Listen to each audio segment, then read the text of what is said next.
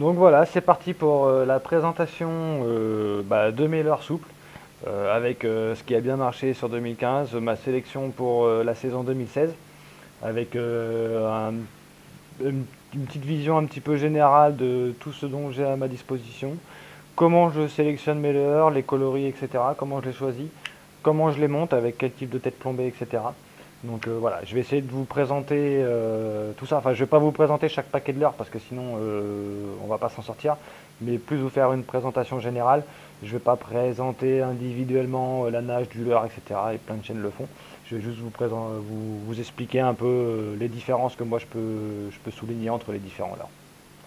Voilà, donc ici vous avez un éventail un peu de ce que j'ai, il n'y a pas tout, parce que en fait, voilà, c'est ce que je voulais vous expliquer, c'est que j'ai tendance à sélectionner quelques types de leurres dans certaines marques. Si je prends par exemple au niveau des shads, voilà, je vais avoir 3, 4, 5 marques de shads, mais par contre je ne vais pas avoir 10 ou 20 variétés de marques et de shads différents. Je vais me concentrer sur les shads dans lesquels j'ai le plus confiance. Et par contre, ces shads-là, je vais les avoir en plusieurs tailles et en plusieurs coloris pour pouvoir m'adapter à la couleur de l'eau, à la température, à l'humeur du poisson, et puis aux conditions de pêche, courant, etc. Donc voilà, c'est pour ça que vous allez souvent retrouver les mêmes produits, mais dans des couleurs totalement différentes. Donc on va commencer par le best-seller que tout le monde connaît, le One Up. Donc je le présente même plus tellement, tellement ce leurre m'a fait faire du poisson et il en a fait faire à beaucoup d'autres pêcheurs. Voilà, c'est un leurre vraiment exceptionnel pour la pêche. Il prend de tout, du brochet, du black bass, de la perche, du cendre. Il est bien en texan, en vertical, en linéaire. Bref, vous pouvez tout faire avec ce shad. Seul inconvénient, son prix et puis sa relative fragilité. Mais à titre personnel, je préfère avoir un shad qui prend du poisson et qui coûte un petit peu, plutôt que d'avoir un shad qui n'en prend pas et qui reste dans le fond de la boîte. Après, c'est relatif. Je dis pas parce que je fais du poisson avec du One Up que il n'est pas possible d'en faire avec un autre shad. En tout état de cause, voilà, c'est un shad qui est réputé, qui marche, et donc c'est pour ça que j'en possède différentes tailles, différents coloris. C'est mon leurre souple de base. Généralement quand je commence une pêche, sauf si j'ai des informations sur le biotope dans lequel je pêche, mais souvent c'est le premier leurre que je vais passer. Donc voilà, donc ici vous avez différents coloris. Alors au niveau des coloris, j'ai tendance à m'orienter quand même surtout sur des coloris naturels. Mais je prends aussi quelques coloris flashy. Donc voilà, après des coloris de One Up, il y en a plus d'une centaine, je crois, enfin il y en a énormément. Donc après, à vous de vous faire une idée des coloris qui peuvent marcher dans vos eaux. Donc voilà, là ici des exemples de coloris un peu flashy. Un blanc, celui-là c'est le Glow White qui m'a fait prendre pas mal de poissons en début de saison 2015, mais un petit peu moins en fin de saison. Voilà, ici vous l'avez en coloris rouge pailleté. Voilà, mais bon ici vous voyez, comme je vous expliquais, les coloris plus naturels. Voilà, les coloris plus naturels, les blancs pailletés, etc. Des coloris flashy en vert chartreux, etc. Voilà. Et donc comme je vous expliquais, ce leurre là, c'est mon leurre un petit peu de base, donc vous le trouvez également ici dans des petites tailles. Voilà, ici en 4 pouces. J'utilise beaucoup 5 pouces. Par contre, en période hivernale, je monte jusqu'à 6 et 7 pouces. Voilà, bon là ici je les ai pas avec moi parce qu'ils sont un peu plus volumineux, ils sont moins faciles à ranger, mais du reste, voilà, j'utilise de 3 à 7 pouces. Voilà, donc il est ici en 4 pouces, voilà. Il y en a plusieurs tailles, plusieurs coloris, voilà. Le but c'est encore une fois, c'est de pouvoir s'adapter un petit peu à toutes les situations de pêche et toutes les conditions. Et si ça marche pas avec une couleur, c'est pouvoir essayer d'en passer une autre. Voilà, donc ça c'était pour le One Up. D'ailleurs, vous remarquerez, je fais une petite aparté sur le stockage des leurres. Pour tous ces leurres qui sont gavés d'attractants, etc., j'ai pris le parti de les laisser dans les sachets d'origine. Je trouve que le leurre se conserve mieux. En plus, ça le permet de recharger un attractant. Et puis, je me suis procuré le Trump. donc en liquide comme ça. Et donc ce que je fais, c'est que généralement dans mon paquet de One-Up, je prends 1 ou 2 gouttes de Trump que je rajoute dans le sachet. Et voilà. Et donc ça, je le fais 1 à 2 fois dans l'année en fonction du roulement des paquets. Ça dépend. Il y a des couleurs qui partent plus vite que d'autres en fonction de la pêche. Donc voilà. Est-ce que ça change grand-chose? Franchement, sur la pêche, difficile de vous en faire un retour. Maintenant, voilà, moi je prends du poisson. Alors après, est-ce que c'est ça qui fait la différence? J'en suis pas sûr. Mais pour la confiance du pêcheur, en tout cas, ça aide. Et la confiance du pêcheur, pardon, la confiance du pêcheur à la pêche, c'est hyper important. Donc pêcher avec un leurre dans lequel on croit, ça permet de garder le moral, de pêcher plus longtemps et de chercher et de continuer à se remettre en question. Donc voilà, ça c'était une petite aparté. Ensuite, un autre shad, alors là j'en ai pris qu'un paquet avec moi qui a fourni de bons résultats en 2015. C'était une découverte pour moi, hein, c'était les premiers paquets que je prenais. C'est les TT shad, donc ici dans un coloris assez flashy, donc en 4 pouces.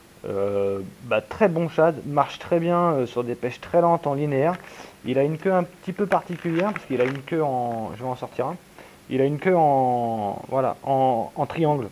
Et du coup, les vibrations faites par le shad sont différentes, par exemple, de celles d'un One-Up qui lui a un paddle rond. Donc voilà, c'est là où on va voir la complémentarité des différents leurres. Voilà, un jour un leurre va marcher, un jour ça va être un autre.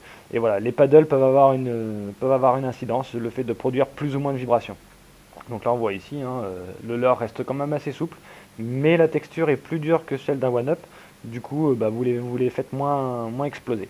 Voilà, il a petite rainure pour pouvoir le monter en texan. Donc je l'ai essentiellement utilisé en texan. Et il m'a procuré de bons résultats. J'ai même pris des petites perches de 20 cm avec un leurre de 4 pouces. Donc voilà. Très bon leurre aussi ce TT Shad. Voilà. Ensuite, pareil, un très connu, le Fat Rock Vibe. Donc vous l'avez en version soft, extra soft, enfin bon, il y en a plusieurs versions, plusieurs coloris. Donc celui-là c'est le classique, là c'est pareil, avec un coloris assez flashy. Donc vous voyez, celui-là c'est pas le extra fast, hein, c'est juste le fat. Donc très bon leurre, nage très bien. Voilà. Ensuite, un autre leurre, le Easy Chiner. Donc là c'est en version 5 pouces. Vous voyez, un coloris naturel. Donc ce leurre, il a un attractant vraiment très puissant, il faut dire ce qui est, il pue. Et en plus il est relativement fin en termes de gabarit par rapport à un One-Up, etc., qui va être plus large. Du coup les vibrations sont vraiment très différentes. Et celui-ci, dès qu'il tombe dans l'eau, direct il nage. Et du coup on peut prendre de petits poissons avec des gros leurres. Donc voilà, c'est pareil, c'est un leurre que j'aime bien, que je possède également en plusieurs coloris. Ensuite, une découverte 2015 aussi, c'est les vibrofats de chez Crazy Fish. Donc pareil, vous voyez, je les ai en différents coloris, en différentes tailles. Pareil, les grosses tailles sont chez moi dans une autre boîte. Pareil, leur très qui nage à la moindre sollicitation. Enfin, j'ai vraiment été séduit. Il suffit juste de le mettre au bout d'une petite tête plombée, de le faire nager devant vous, et vous tombez amoureux du leurre. Vraiment, il nage super bien. L'attractant, c'est pareil, il est hyper puissant. Il aromatise toutes mes boîtes à pêche. Donc, je le trouve très intéressant sur les pêches du cendre. Il réagit vraiment bien. Les cendres réagissent vraiment bien à ce leurre. Donc, gros paddle. On voit qu'il est annelé sur tout le corps du leurre, qui produit aussi des vibrations aussi. Donc voilà, très bon leurre. Ensuite, je vais passer sur ce qui est un coup de cœur, mais un coup de cœur qui coûte cher. C'est les Bacarou Shad de chez Madness. Donc là, il est en version 110. Il y a aussi la version Bakuri KB qui peut aussi se trouver en plus petite taille. Alors ce leurre, vous voyez déjà, il est juste magnifique au niveau des coloris. Pardon. Par contre, il est horriblement cher et puis horriblement fragile. Cela, c'est collage obligatoire du leurre sur l'hameçon ou tête plombée, etc. Sinon, vous êtes tranquille, juste à le jeter, vous allez le déchirer. Ce shad-là, je le sors vraiment quand la pêche est ultra difficile, que rien d'autre n'a marché et que je sais plus sous quel pied danser. Juste pour une question de prix, hein, si vraiment j'avais le budget, je pense que je l'utiliserais beaucoup plus que ça. Mais voilà, c'est vrai que je sais plus, je crois que ça doit tourner autour des 15 euros le paquet pour 4 leurres dedans qui en plus sont ultra fragiles. Après, il faut s'embêter à les coller, etc. Par contre, redoutable d'efficacité sur un plan d'eau l'année dernière où personne ne faisait de poisson. Il y a un moment, j'en ai eu marre, j'en ai sorti un et je me suis fait un combat de 2 heures avec un silure sur un plan d'eau. Bref, voilà, c'est vraiment un leurre qui nage sublimement bien. À la moindre sollicitation, il est ultra souple, il se tortille dans tous les sens. Je peux vous le montrer, je vous en sortir un pour vous montrer. Mais par contre, ouais, terriblement fragile. Vous voyez, regardez le leurre quand je le tiens comme ça, il arrive même pas à tenir debout tout seul. Voilà, vous voyez la souplesse du leurre. Bref, c'est un leurre fantastique. Vous voyez, rien qu'à mes doigts, il est déjà tout gras, il est gavé d'attractants aussi. Alors, j'ai pareil, j'ai la formule aussi qui correspond au Bakuri, la formule de chez Madness. Voilà, super leurre, super nage, mais trop cher. Voilà. Mais bon, c'est vraiment un coup de cœur. Ça, c'est, on va dire que c'est mon arme secrète quand vraiment plus rien ne marche. Maintenant, il y a des jours où vous pouvez faire tout ce que vous voulez, ça changera rien, mais voilà. Et puis ensuite, un leurre que je vais tester cette année. Donc, je viens juste de le rentrer. C'est un leurre Grèche de la marque Mars. Donc voilà, dans des coloris très naturels, il fait 4 pouces et demi. Franchement, il me plaît beaucoup ce leurre. Je pense que ça va être le premier que je vais mettre au bout de la ligne pour l'ouverture parce que j'ai un bon pressentiment avec ce leurre. Donc voilà, on voit qu'il colle un peu au paquet, donc il doit être chargé d'attractants aussi. Donc voilà, ça on va tester ça. Dès le début d'année. Voilà. Donc là ici vous l'avez dans plusieurs coloris. Voilà. Donc là vous voyez, je suis quand même surtout axé. Voilà, je possède ce leurre là, c'est les 2 paquets que j'ai. Mais vous voyez, je suis quand même axé sur des coloris très naturels. Donc voilà. Et ensuite, voilà, ça c'était pour la présentation un petit peu générale. Après, dans les leurres, voyez, j'ai aussi les Vibro Worm. Donc ça c'est pour les leurres de petite taille. Des basses assassins. Et puis c'est pareil, des Easy Channers, mais en plus petite taille, avec des coloris naturels, etc. pour pêcher la perche ou des choses comme ça. Voilà, ça c'était pour les leurres type échade. Ensuite j'ai des leurres, j'ai aussi des créatures, là j'ai un paquet de créatures qui traînaient. Voilà, donc là c'est des Fatica pour le black bass de chez Gary Yamamoto. Pour le black bass ou même la perche, le brochet, etc. Voilà. Toujours chez Gary, des petits leurres pour tout ce qui est drop shot. Sur la perche, ça marche terrible. Donc je sais même plus, c'est les Yamino ceux-là qui s'appellent. Donc voilà, c'est des très bons leurres et tout, ça marche super bien. Voilà. Bon, par contre, effectivement, vous voyez la taille du leurre, c'est fait pour du petit poisson, hein. Vraiment les pêches en drop shot, fines, etc., quoi. Voilà, donc ça c'était pour les shad.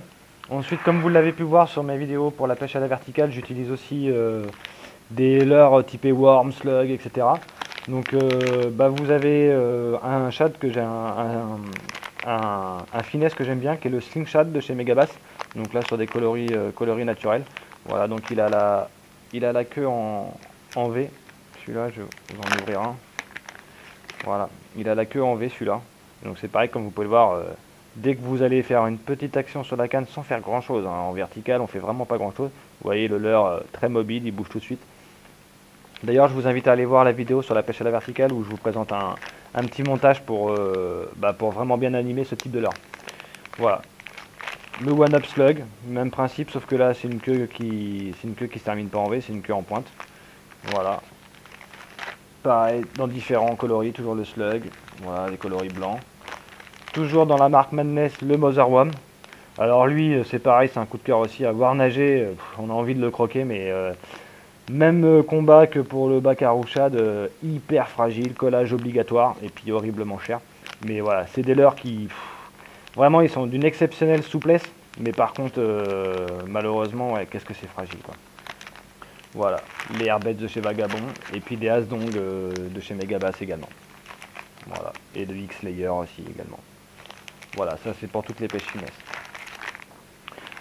Voilà, alors après, donc pour équiper tous ces leurres, donc différentes têtes plombées, montage, etc. Donc les Texans. Donc je vous ai déjà fait une vidéo un petit peu sur les hameçons texans avec les one-up notamment. Donc je ne vais pas refaire la présentation. Le but général c'est pareil. Différents grammages, différentes tailles pour s'adapter aux différents leurres et aux différentes conditions de pêche et aux poissons recherchés. Ensuite, ça c'est ma petite boîte pour flotte tube. Voilà, donc différentes têtes plombées en différents grammages. Donc des têtes sabots, des têtes, par exemple, ces types de têtes là sont bien pour pêcher avec des slugs en linéaire à la volée, etc. En fait, le shad reste le slug reste très mobile. Voilà, des têtes football au rugby, voilà, pour donner un peu plus de rolling aux différents leurres. Et puis des têtes classiques rondes, football, comme on a l'habitude de voir. Et après, vous en retrouvez ici, voilà, un petit éventail. Ça, c'est un peu mon stock. Voilà. Donc, voilà. Alors, par contre, je suis pas fixé sur une marque en particulier. Voilà, c'est vraiment un petit peu. Le but, c'est vraiment d'avoir différentes têtes plombées pour pouvoir s'adapter à tout ce qu'on veut faire dans différents grammages. Et après, en fonction des différents tests que je peux faire, sur les pêches à la verticale, voilà, je vais sélectionner plutôt un type de leurre, un type de tête plombée par exemple, avec une association tête plombée leurre. Et puis après, je vais le décliner dans différentes tailles. Mais voilà, je ne suis pas fixé sur une marque particulière. Toutes les têtes plombées se valent. Voilà, ici les têtes VMC, celles-là sont très bien pour pêcher en linéaire par exemple. Les têtes football, celles-là c'est des VMC ou des Delaland, je sais plus. Vu l'hameçon, ça doit être des Delaland, mais ça marche très bien aussi. Là ici vous avez les têtes, comme je vous ai montré pour les slugs ou les worms, etc. Donc pour pêcher à la volée qui peuvent être très bien. Voilà, des classiques dans différents poids, différentes tailles pour la verticale. Voilà ici, ça c'est les têtes plus pour pêcher en mer, mais qui marchent aussi avec les Mother worms par exemple. Donc voilà, différentes têtes, différentes tailles. Et après il y a les têtes qui sortent un petit peu de l'ordinaire.